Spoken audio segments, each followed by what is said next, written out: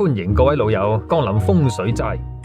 我哋坐定定，飲啖茶，食個包，聽風雷同你講古仔。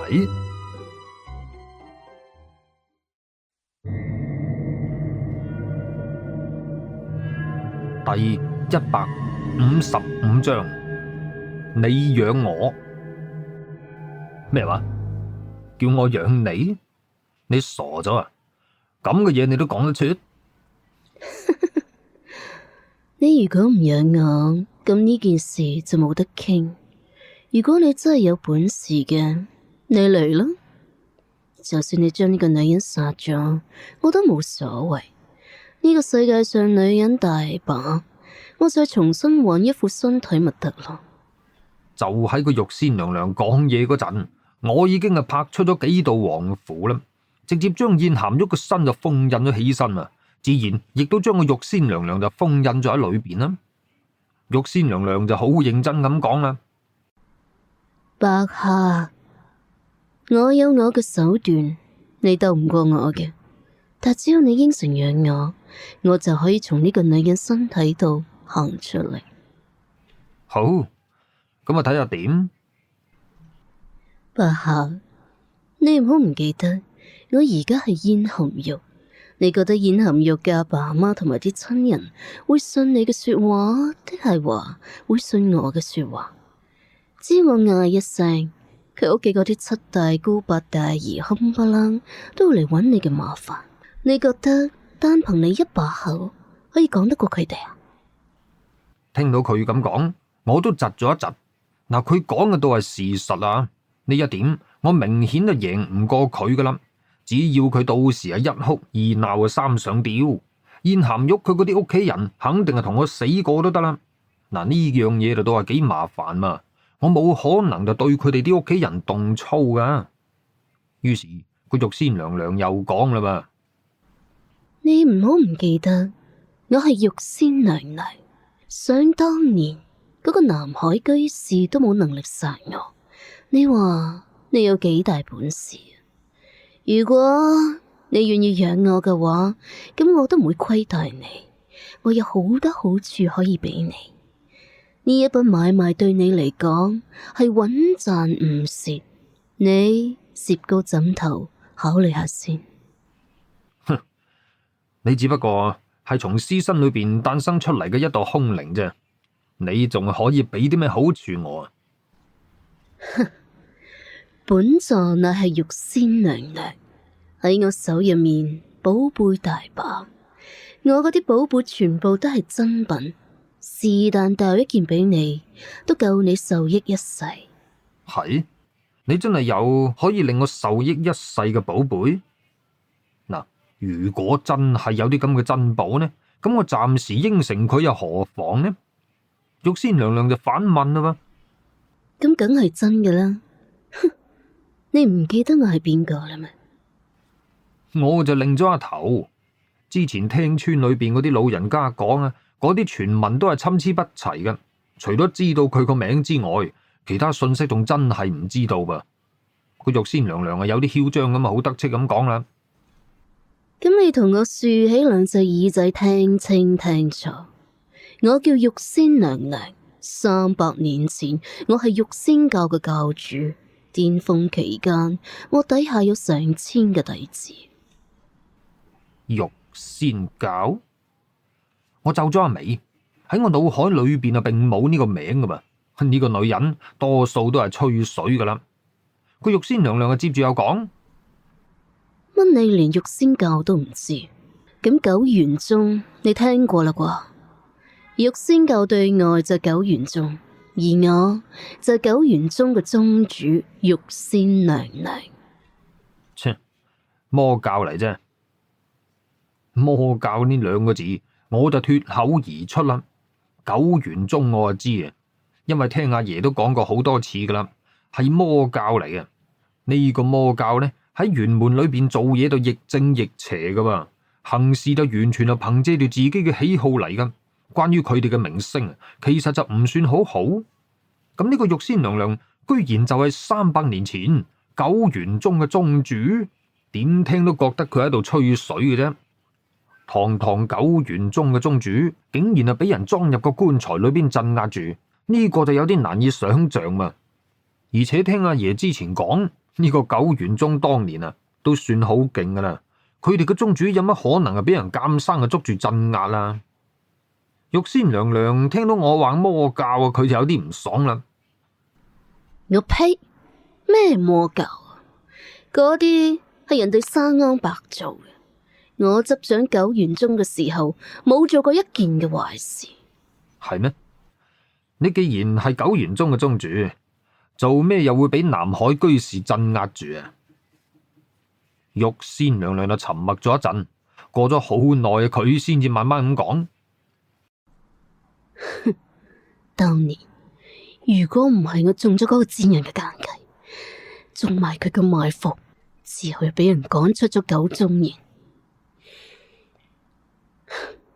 嗰個南海居士就個戇居佬，佢聽信讒言，俾人挑撥離間，出手將我鎮壓咗。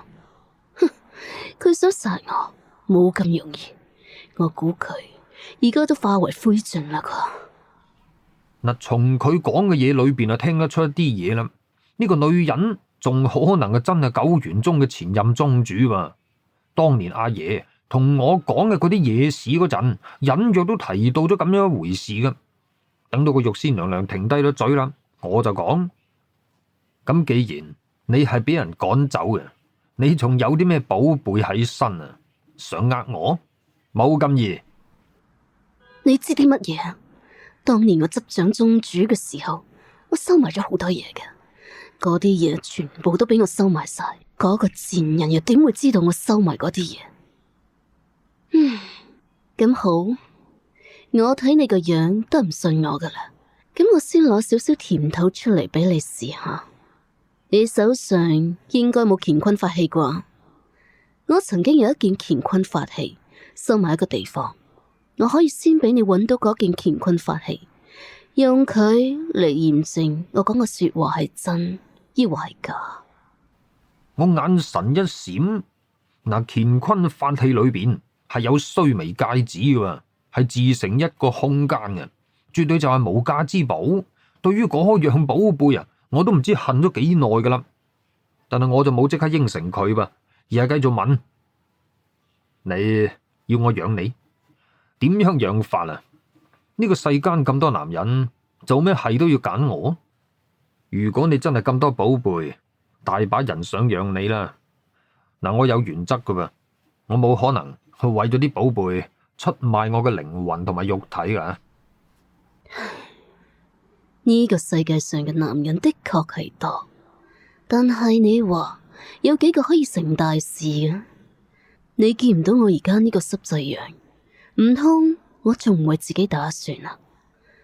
嗌我去搵個冇鬼用嘅男人，我仲不如煙消雲散算。你放心，我唔會要你出賣靈魂同埋肉體，我只係想同你合作，而你同我合作絕對係雙贏嘅局面。對你對我嚟講，都係一個可遇不可求嘅機會。如果真係錯過咗，就冇噶啦。至於點樣合作法，我仲要考慮下先。等我考慮清楚之後，再同你講。你返去先啦，等我諗清諗楚，我自然去揾你。最多1個禮拜時間。我咋嗰個咁嘅玉仙娘娘講完，佢轉身就走咗啦。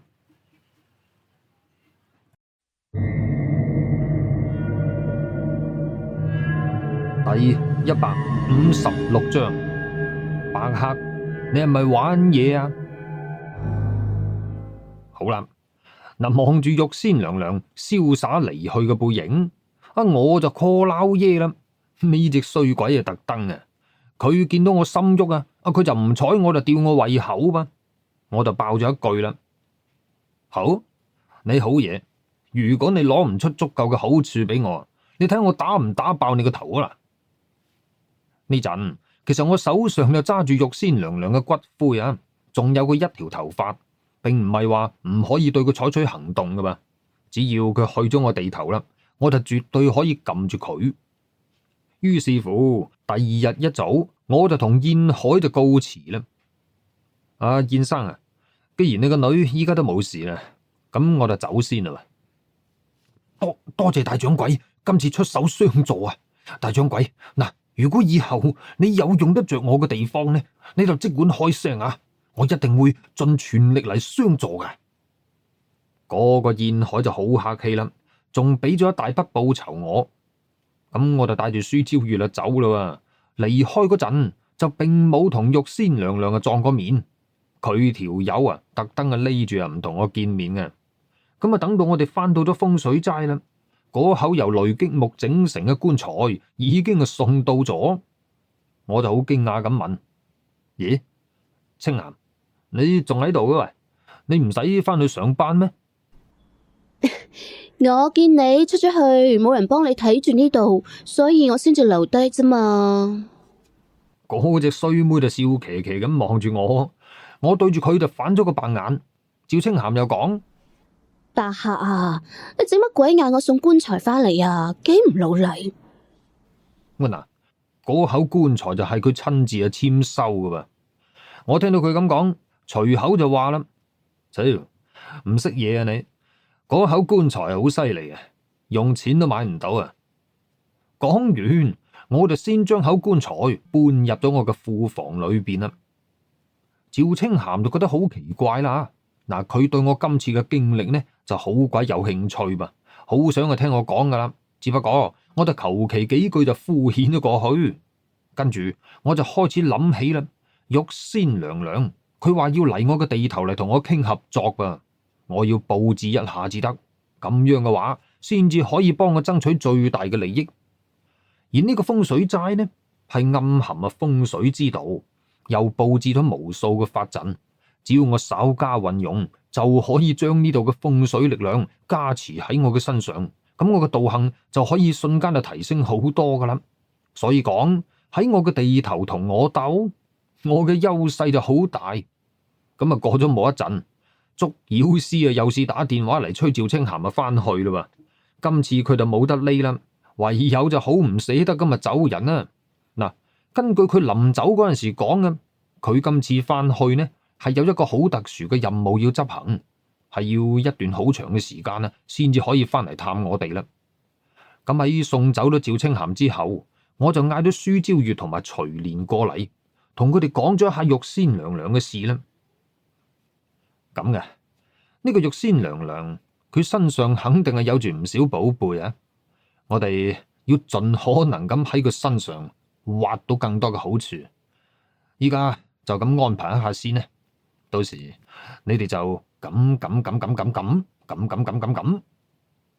好啦，交代咗一番之後，玉仙娘娘呢，佢之前未話最遲要1個星期先至嚟揾我㗎，結果啊，第3日中午。佢就已經係嚟到咗玉京城啦，仲要我去車站嗰度接佢。咪使旨意啊，我先至懶得去啊。於是我就叫舒朝月就幫我行呢一趟啦。喺佢嚟到咗風水齋，佢就唔敢入嚟噃。嗱，玉仙娘娘企咗喺風水齋嘅門口，神色啊有啲凝重，佢腳步都唔敢移啊。離個門啊，仲有10幾米就停低咗，就喺度嗌啦：白客，呢間風水齋就係你嘅地盤。呢陣我都喺個門口嗰度啦，我瞥咗佢一眼就講：點啊？驚啊？唔敢入嚟啊？係嘛？嗱，你都咪話噃，呢個風水齋就係阿爺盤踞咗喺度咁多年嘅地頭啊，係有住佢嘅佈置嘅。玉仙娘娘有咁嘅警惕呢，亦都好正常。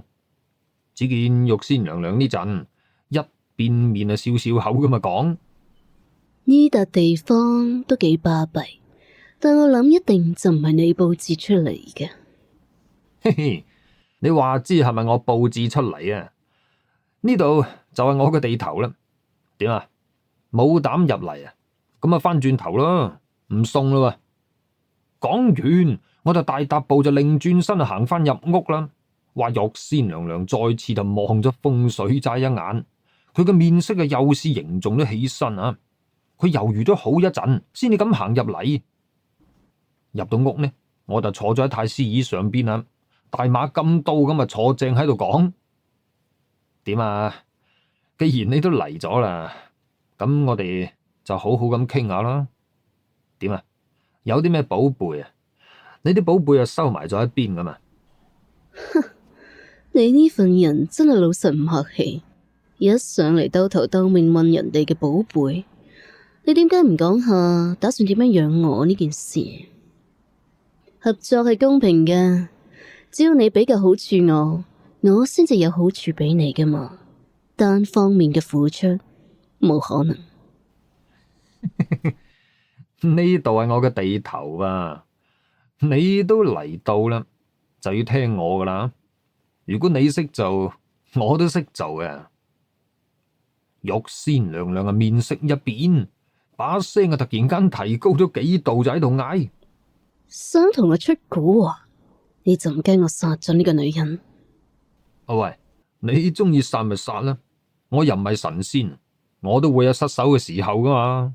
你殺咗佢啊，我都唔會愧疚噶，反而我仲可以肆無忌憚咁對你出手添啊！玉仙娘娘聽到啊，惡死能登咁啊掘住我，過咗好耐啊，佢就好無奈咁講啦：你呢份人就係無賴賤格，一啲收到人嘅氣度都冇。我呸！講呢啲，我白客做嘢就問心無愧嘅，咋咋林將啲好處攞出嚟啦。只要我滿意嘅話，我自然會厚待你啊。如果唔係，唔好怪我吧。我唔同你合作啦，你一啲誠意都冇。我如果真係將好處俾咗你，你一腳飛起我，咁點算啊？講完，個玉仙娘娘起身啊，準備走啦。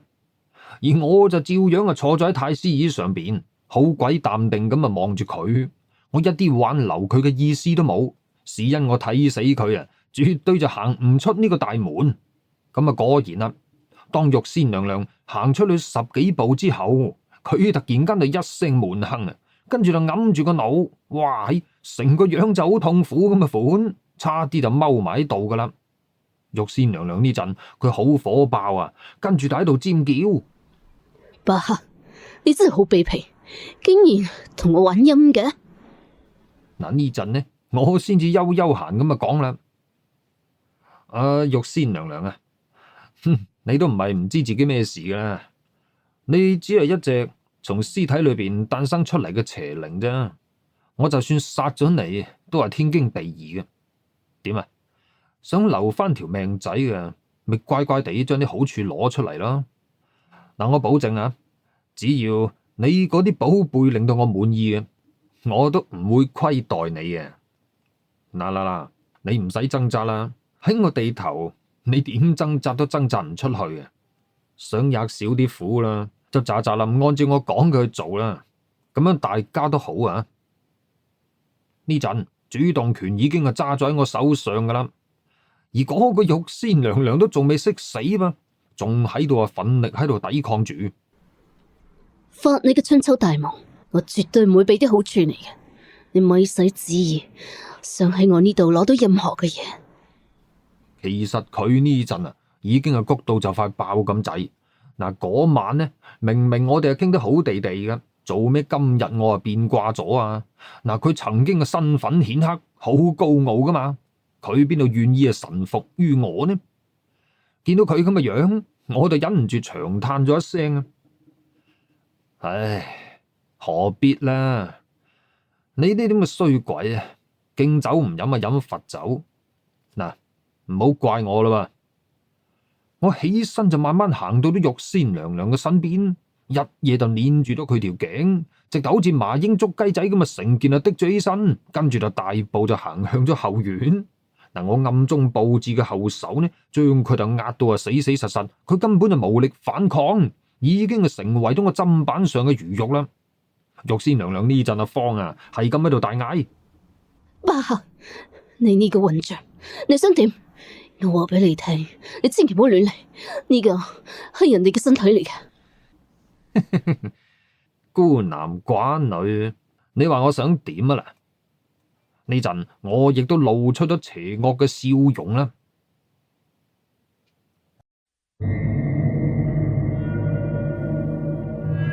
第127 57章，啲寶貝全部都係我嘅。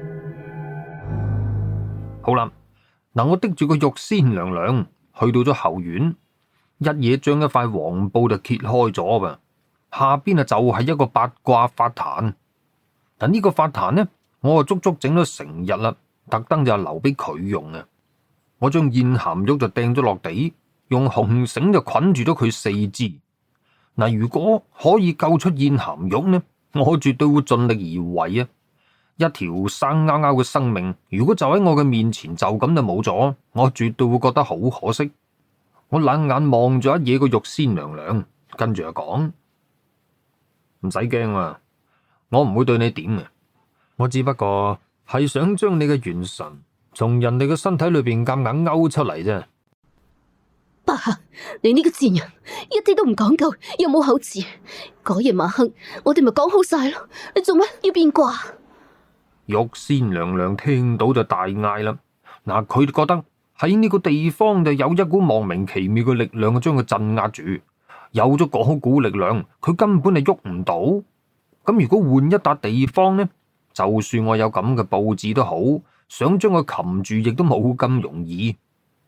我望住佢就笑啦，我掟出咗幾道令旗，將呢個法壇就啟動咗啦嘛。一縷縷嘅符光從個法壇上邊就衝咗出嚟，符光就化為咗鎖鏈，捲入咗燕鹹玉嘅身體裏邊。嗱，呢啲鎖鏈呢，就係勾緊玉仙娘娘嘅元神啦。嗰個玉仙娘娘喺度出力咁樣掙扎，咁就算佢依家想從燕鹹玉嘅身體裏邊衝出嚟，佢都做唔到。因為佢已經係被禁錮咗喺裏邊啦。你哋咁嘅傻妹啊！如果嗰晚我唔應承你啊，你又有乜可能乖乖地自己走過嚟呢？係咪啊？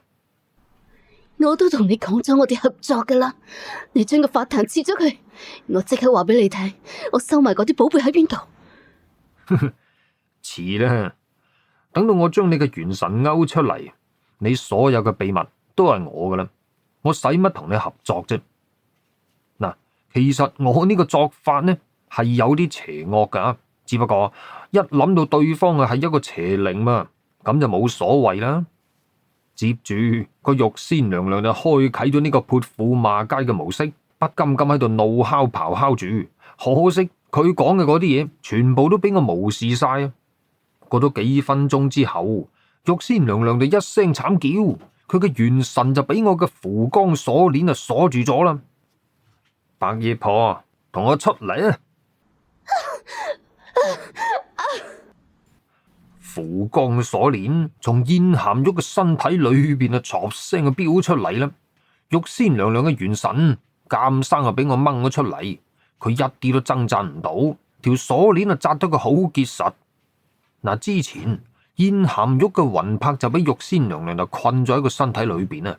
家陣玉仙娘娘嘅元神俾我掹咗出嚟噃，咁燕鹹玉嘅魂魄自然亦都話解放咗啦，唔使一陣佢就可以醒翻噶啦。我就心諗，嗱，佢呢段記憶對於佢嚟講肯定係痛苦噶啦，我要幫佢抹除咗至得。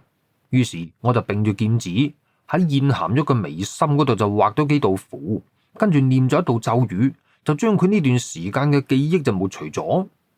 我對舒之月就講：朝月，送佢出去先啊！跟住我伸手將玉仙娘娘嘅元神就揸住咗啦，笑口噬噬咁啊對住佢講：點啊，玉仙娘娘，好好咁傾下偈啦。啊，唔係啊，你依家只不過係玉仙娘娘屍身上面誕生嘅邪靈啫，你應該唔係佢啩？玉仙娘娘惡死能登咁掘住我，嗱，佢嗰啲眼神啊，直頭好似想壓咗我咁啊！只不過佢家陣就俾我捏住，一啲反抗嘅機會都冇。嗰個玉仙娘娘啊，佢就變面啦。嗱，佢呢陣唔再係好猙獰咁嘅樣，佢反而係一副好得戚咁嘅樣啦噃。佢對住我就講：我就玉仙娘娘，我元神重生咗，呢一種秘術你理解唔到噶啦。我就冇講嘢，我打咗個響指，手指就串起咗一串元陽真火。我將啲元陽真火慢慢咁啊控向咗玉仙娘娘嘅元神。白夜婆，你話如果我將呢縷元陽真火撳喺你嘅元神上邊，等一陣會有啲點樣嘅畫面，你應該知㗎，會唔會好痛呢？玉仙娘娘又是尖叫咗一聲，跟住就喺度喝啦。白客，你唔好同我亂嚟，你如果殺咗我，你乜嘢寶貝都攞唔到。有咩事，我哋大家一齊商量先啦。咁咪啱啦！你啱先講啲咩秘術話？我對你嗰個秘術就好有興趣噃，慢慢講嚟聽下。講完，我就攤咗喺張太師椅上邊。嗱，令到元神重生嘅秘術絕對係好嘢嚟噃。呢個就意味住，只要都仲有一縷元神，咪仲有機會生存落嚟。玉仙娘娘就唔敢反駁我啦，開始就完整咁咪講述咗起身，而且將嗰個元神重生嘅秘術亦都係講埋出嚟，我就順手將佢記低咗啦。聽完我就講，我真係諗唔到呢個世上都仲有啲咁嘅秘術啊！八姨婆，講下你嘅真名叫咩呢？玉仙娘娘，我嗌得唔係好慣啊。點啊？叫咩名啊？嗱，講起呢個女人，其實已經係有幾百歲噶啦。你叫佢八姨婆呢，一啲都冇錯啊！個玉仙娘娘徹底都俾我搞到啊冇晒脾氣啦，老老實實咁啊講。秦玉仙，秦玉仙呢個名都幾好聽啊！秦玉仙，雖然你已經係我嘅囊中之物啦，只不過我啱先講嘅嘢都仲係算數嘅。只要你俾我嘅嗰啲好處可以令到我滿意啦，我絕對唔會虧待你啊！我白客係一個講到做到、講信用嘅人，我一嬲都一言九鼎啊！牛屁！你有鬼信用可言咩？老娘咪上咗你個當啊！你真係唔會虧待我？會唔會我一講完，你就一把火將我燒死咗？啊，梗係會啦，都唔係嘅，只要你肯講出嚟，我會考慮下放過你嘅。秦玉仙聽到就長嘆咗一聲，跟住就講啦：想當年，我玉仙娘娘縱橫江湖嘅時候，係幾咁瀟灑，幾咁風光。我本嚟以為今次元神重生都可以活得風光啲，估唔到竟然落喺你咁樣嘅賤人手入面。算啦算啦，我冚唪唥話晒俾你知，我真心希望你可以遵守承諾。嗱，原來玉仙娘娘將佢啲寶貝就收咗喺龍嶺山嘛。聽完我就問啦：龍嶺山？只不過都過咗咁多年啦嘛，啲寶貝會唔會俾人攞走咗啊？冇可能，當年我係用天地元王四道令旗符封印咗嗰個山洞，冇可能有人揾到嗰個地方嘅。好，既然你咁肯定，咁你就講下你收藏嗰啲寶貝裏邊有啲咩好嘢？我收埋嘅寶貝全部都係珍貴嘅法器，仲有一隻好珍貴嘅乾坤琉璃葫蘆，嗰個葫蘆有10丈大細。唔單止係咁樣，我仲收埋咗唔少珍貴嘅符籙、密咒、丹藥。